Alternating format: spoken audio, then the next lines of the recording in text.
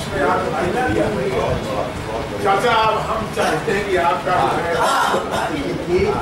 आशीर्वाद सामान्यतः अध्यक्ष के भाषण के बाद फिर कोई भाषण नहीं होना चाहिए। अभी अध्यक्ष भाषण नहीं हुआ, अभी नहीं बोले, वो टिप्पणी थी बीच की, वो टिप्पणी थी। मैं आपके धैर्य की प्रतीक्षा कि नहीं सोचना चाहता कि कितना धैर्य आपको बैठने में है। हम लोग भी देर से बैठे हुए हैं और सामान्यतः सब बातें सुनते सुनते थके हम लोग चले भी गए।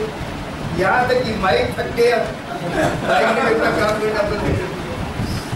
लेकिन एक सवाल ऐसा है कि इसे ये चारित्रिक पतन के कारण निवारण, तो मैं इसे थोड़ा अलग कर देना चाहूँ। मैं चारित्रिक हटा देना चाहूँ।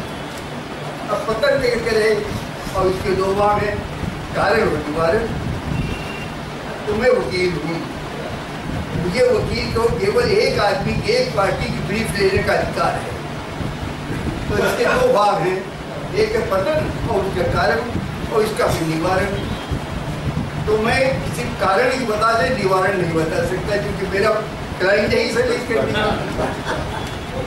अब लेकिन इसकी और बात है, यदि कारण समझ में आ जाए तो निवारण हो जाता है, कोई बड़ी बात नहीं है। तो ये मैं थोड़ी अपनी बात जो है आपको बहुत खुशी लेकर के जागरूक करूँगा और दो माध्यमों के कथाओं के माध्यम से अपनी बात आपको कहना चाहूँगा।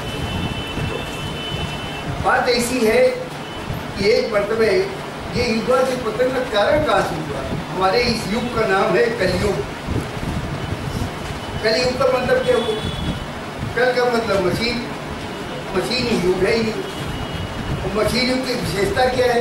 Production, mass production. ऐसा नहीं कि प्रोडक्शन मास प्रोडक्शन, जब तक मास प्रोडक्शन न हो तब तक कल का नहीं।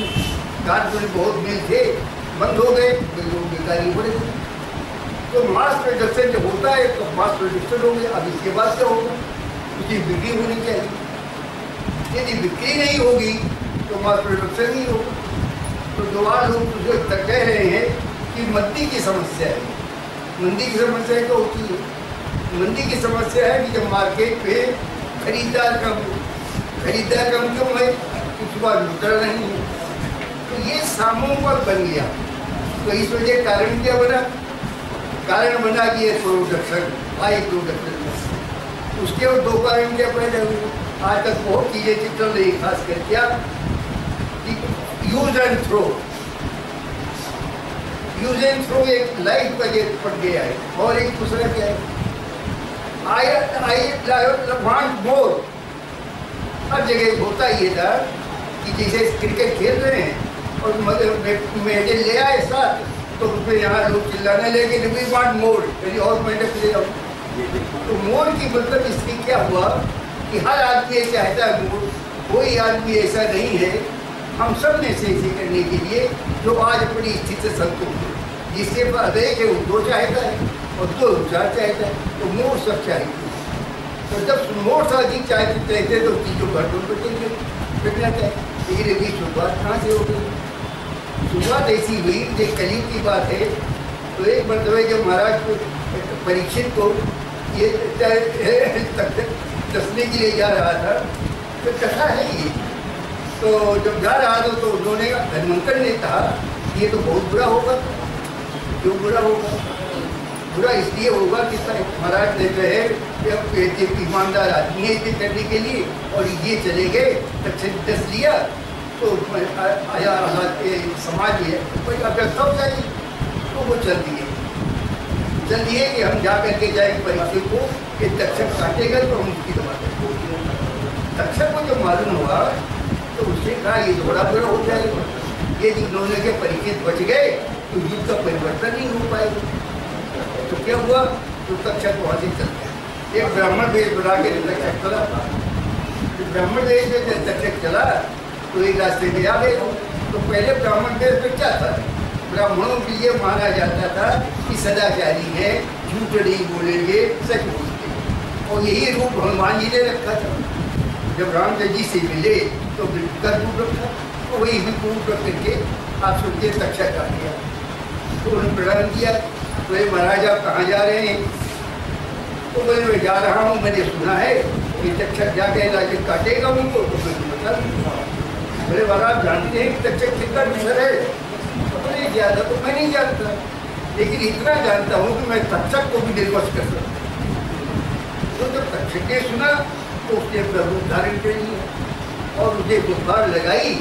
तो फुफकार जब लगाई तो उसे क्या हुआ, पूरी फसल जल गई। पूरी फसल जल गई तो धन्वंतर ने अपने विशेष किया, पूरी फसल लहरा पड़ी। तो उनको तक्षक जो था उनके पैरों में गिर पड़ा और उसने क्या किया, उनको तमाम सोना ला करके तो उनके चरणों पर रख दिया।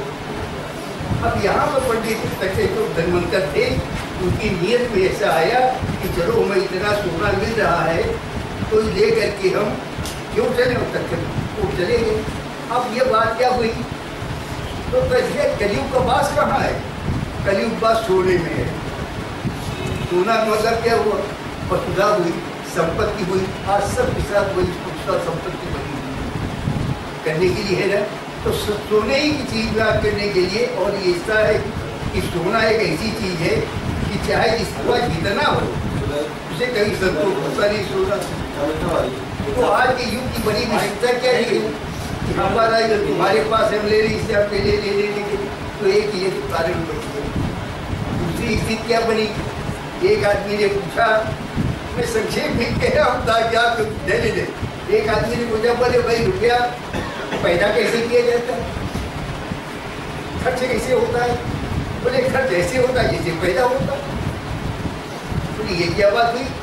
बोले भाई जैसे रुपया पैदा करो वैसे खर्च करो। एक आदमी सड़क के किनारे जाकर देखा, उसे एक होटल के सामने बड़ा होटल सजा हुआ है और तमाम तरह की मिठाइयाँ तमाम चीजें दे रही, और वहाँ 25 आदमी 50 आदमी खड़े थे। कोई ये मांग रहा, कोई वो मांग रहा। किसी ने कुछ थोड़ा खाया, नहीं पता जाया, फेंक दिया, दूसरा पता ले लिया। एक आदमी ने देखा यार सब लोग इतना खा रहे हैं तो चलो हम भी थोड़ा खा लें। तो उसने देखा खाने के जो थी, तो उसने अपने पेट से रुपया निकाला। पहले पुराने जमाने सिक्का हाथ का होता था और लोग पेट में बांध के चलते थे, पेट में बांध के चलते थे, बहुत अच्छे थे। हमारे इधर के रिश्तेदार पंडित प्रेमनारायण मिश्रा, तो वो पेट में बांधे रहे थे रुपये। तो उनको जो हार्ट फेल की बड़ी तकलीफ हुई, तो उसके बाद कार्डियोलॉजी में हमने भर्ती कराया उनको। तो जब डॉक्टर उनको देखने लगे, अब यहाँ हाथ लगाया तो उन्होंने फौरन पैसा पकड़ लिया। ये चीज की बात है, मरने तक भी पैसा पड़ सकते। तो उसके बाद क्या हुआ है, ठीक है, तो उसने क्या देखा, रुपया निकाला, फिर देख के तो रुपये में कुछ पानी से दिखाई पड़ा, एक पसीना आ गया था, उतार निकाले तो रुपये को देख उसने कहा, क्या तुम रो रहे हो क्या? तो रुपया तो बोले। फिर मुझे पूछा कि मैं शायद इसलिए तुम रो रहे हो कि हम तुम्हें छोड़ने के लिए जा रहे हैं, हम तुम्हें छोड़ेंगे नहीं। और उसने फिर रुपया अपनी तेज पे बांध लिया। अब तेज पे बांध लिया और वहाँ पानी रखा, धक्का नहीं चल दिया। अब इसका कैसे क्या हुआ? तो जैसे जिसने पैदा किया था उस मेहनत का रुपया था वो खर्च नहीं कर पाया, और जिनके पास मुफ्त का पैसा था वो दोनों पे जाती। तो इसे क्या हुआ, कंजम्पशन की नीति जो है, कंजम्पशन की, और वो उसी में आ गया हमारे लिए कि हमारे लिए चीज़ें हुआ कि use and throw. Use and throw भी नहीं होगा तो चीज़ें जैसे हम लोगों ने कोट बनवा लिया सर्दी में, और के साथ 30 साल तक पहनते रहे, सब लोगों ने करवा लिया, तो मिल क्या करेगी, मजदूर क्या करेगा ऊपर? तो जब तक प्रोडक्शन नहीं होगा और कंजम्पशन उसका बढ़ेगा नहीं, तब से हो नहीं सकता। तो आजकल स्थितियाँ क्या हो रही हैं, सारी जगह यही चीज़ चल रही है, सब जगह। और हमारे और आपके बीच के जीवन में मांगे मोड़, वो मोड़ वाली स्थिति जो है, ये हमारे जीवन के सारे जीवन को नीचे देता है। पतन का कर्तन में ये है, बेचारी के पतन नहीं देना चाहिए। अब मान लीजिए कि पतन का कारण ये बन गया, कारण कहते ये पहले लोग, गांधी जी ने एक बात कही 37 में, उन्होंने कहा जब खादी का झंडा बनने के लिए बात आई तो गांधी जी ने कहा कि भाई ऐसा समय आने वाला है कि हम लोग पहले कपड़ा पहनते थे तो अपने अंगों को ढकने के लिए, मुझे तो हमारे ये पहनते थे, और बात ही नहीं पड़ चलेगी।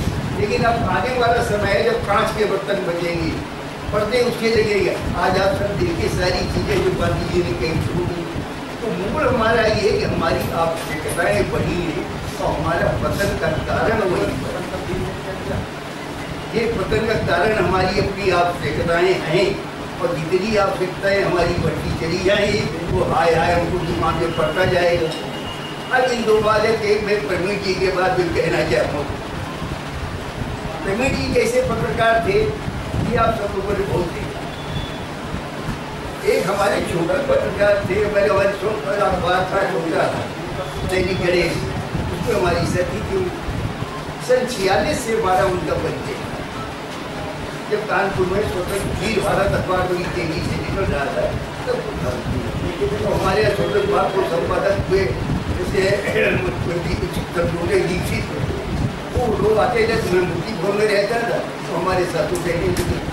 तब से हमारे जो रिश्तेदार राधा कृष्ण अवस्थी वो भी वहाँ पे काम करते हैं, तो हमारे यहाँ मोती भवन में भेज देंगे वहाँ पर, तो सब लोग बैठ कर देखना भेज रहे।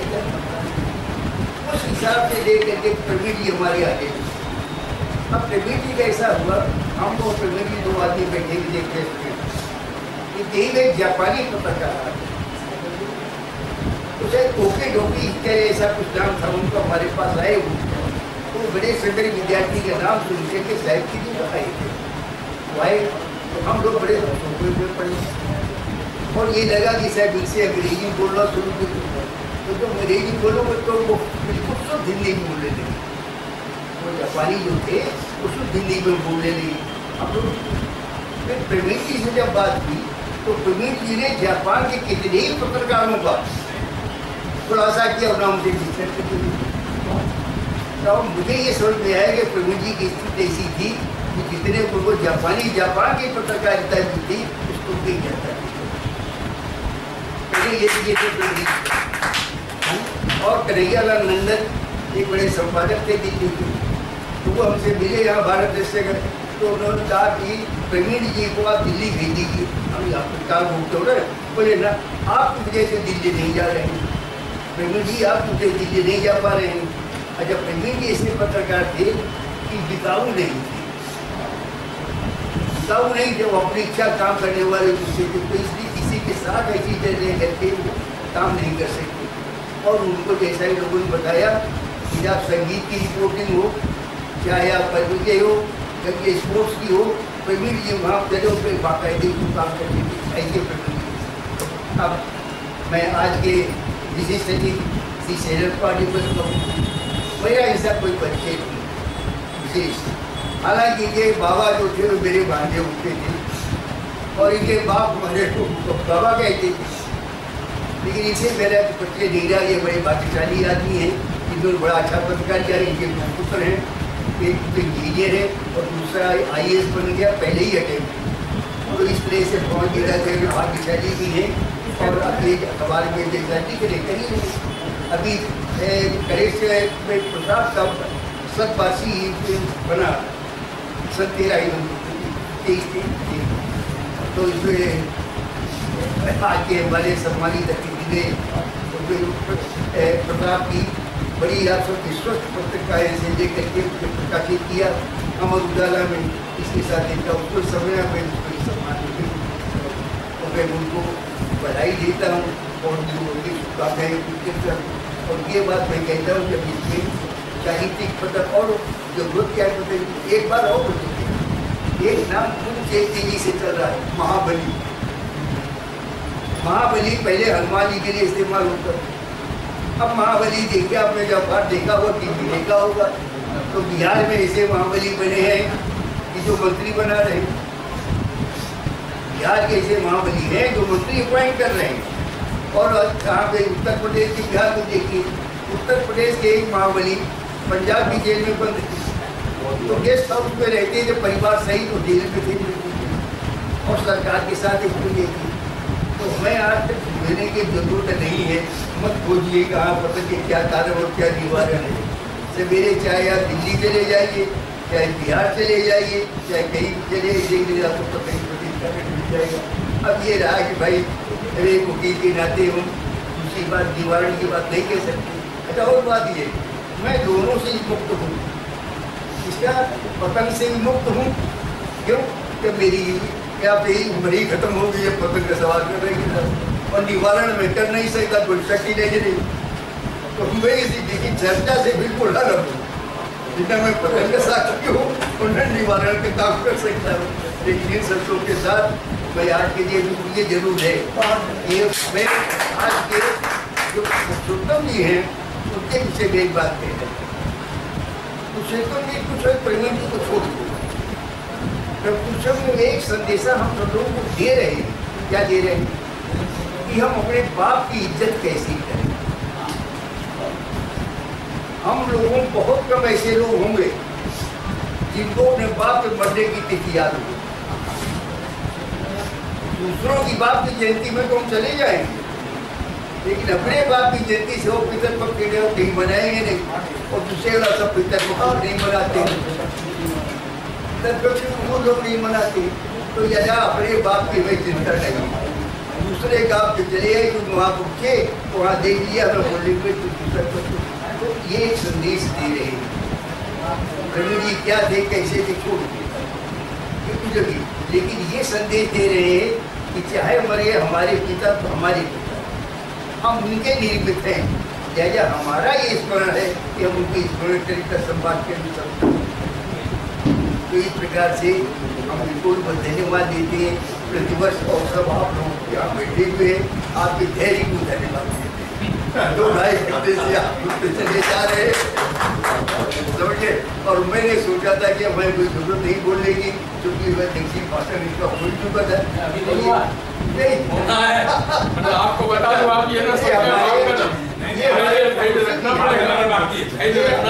ये हमारे पड़ोसी है बंगाली माँ बेटे डीसी के सामने बैठी कानपुर में सचमुच दिया मानिए भाई। तो देहाती तक जो जहाज से देखो थे तो देहाती ही की,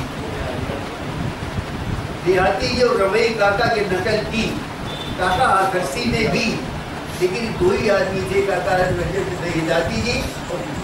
हम नालीपुर में रहते थे तो सरनाथ चौमन पत्थर से लेके महाभूत सम्मेलन होली में करते थे, तो हम उनके पास चले जाते। तो चले गए तो बगैर किसी बात के, न कुछ पैसा न लेना न देना न करने के लिए वो स्नेही जैसे आदमी बुला लेते थे और ऐसे आदमी उसके प्रति प्रकट करते थे। तो इस कानपुर की धरती में ऐसे लोग रहे और मैं अपने को भाग्यशाली मानता हूँ। जो लोगों को दर्शन मिले सीखने के लिए। अभी पाड़े की बेटी थी, इनके बाप भजन पाड़े थी, भजन पाड़े वैसा उसी नारायण पाड़े जो पूरे करके हमारा परिचय रहा करने के। तो भजन जी का इतना सम्मान था कि यहाँ पे किशनचंद कलेक्टर थे तो उनको चिट्ठी लिख देते तो डिपार्टमेंट में जाता। ऐसे सम्मानित थे इनके बाप। और एक दिन वेस्टर्न रोड पे रहते थे तो कुछ लोग हमेशा देखने को मिले कैसे लोग आज वो चीजें। और ये ऐसा है, एक चित्र है, एक चित्र कोई भी चित्र है, हम सबकी आंखें अलग अलग हैं। एक चित्र और उस चित्र को हम विभिन्न रूप से देखते, चित्र एक ही है लेकिन हमारी आंखें अलग सब अलग है। इसी तरह से समस्या एक है, हमारी देखने की विभिन्नता है। तो इन शब्दों के साथ मैं पुनः आप सब लोगों को बहुत धन्यवाद देता हूँ। के लिए खास करके पहले जी को बहुत बड़ी शुभकामनाएं करें तो बड़े दिन हमारे लिए रचयिता त्रिपाठी। और आज वो आदमी देख लीजिए जिस आदमी ने अखबार निकाला, ये अखबार मॉडल देख रहे हैं, लेकिन जो काम करना पड़ रहा है आज की पत्रकारिता उदाहरण पत्रकारिता नहीं, इसे श्रम पाठ के पत्रकारिता कहते हैं। आप श्रम साध्य पत्रकारिता अभी नहीं सारे पत्रकार जितने हैं पत्र आप समझ लीजिए सब आप उनकी पत्र। मेरा ये जगह है, मैं जागरण को प्रारंभ से देखा, अमर उजाला के मालिक को भी देखा, आखिरी उजाला कुछ नहीं अमर उजाला को मैंने उस दिन भी देखा करके आज मिले हम लोग तब तो बड़ी जगह आस पास कुछ हो जाता है। अगर जगह जागरण तो आपके सामने ही जागरण के विचार ही पीएचडी करती, अब वो सारे पीएचडी थे और सब सामान्य आदमी थे। विश्वामित्र के भी सामान्य आदमी थे सर, लेकिन ये जो बड़ा अखबार सब बच्ची उसको बनाया सब बड़ी बातें कर। आज सौ अखबार जो है कुछ सावधान आदमी निकालने का। हमने 20 साल अपना अखबार चलाया, नहीं चला पाए। आर्थिक कानून क्यों प्रोविडेंट फंड के दिया ये तक के और वो चीजें कर नहीं पाए। तो आर्थिक स्थिति ऐसे ज़्यादा ये है और सब भवन की तरह इन लोगों से हम सब सेवा कर रहे हैं। मैं इस सब लोगों के साथ सबको धन्यवाद और आप लोगों के धैर्य को धन्यवाद। मिश्रा जी हमारे सामने बैठे, मिश्रा जी हमारे सामने बैठे, ये प्रताप राय मिश्र पर इन्होंने का कानपुर का जो हिंदी से पढ़ने वाला आदमी है हिंदी, वो प्रताप राय मिश्र से परिचित है। मैं बिहार में था कि बिहार में दर्जा 3 में, तो मैं वहाँ पढ़ता था। तो मैंने एक किताब उनकी पढ़ी कि पाँच साहब जो ये किया प्रार्थना जो स्कूलों में जाती थी, तो जब हमने देखा प्रताप राय मिश्र है ये, तो हमारा धीरे धीरे जैसे धन्यवाद को बड़ा काम किया तो, लेकिन ये लोग कम जानते हैं। और आज स्थितियाँ ऐसी है जब लोग भूल रहे हैं और ये अब इंजीनियरिंग प्राप्त कर रहे हैं, तो स्कूल बड़ा धन्यवाद है और आप सब लोगों को बहुत बहुत धन्यवाद है। अब वो कार्यक्रम की विवाद प्रस्ताव हम चाहते हैं कि हमारे जो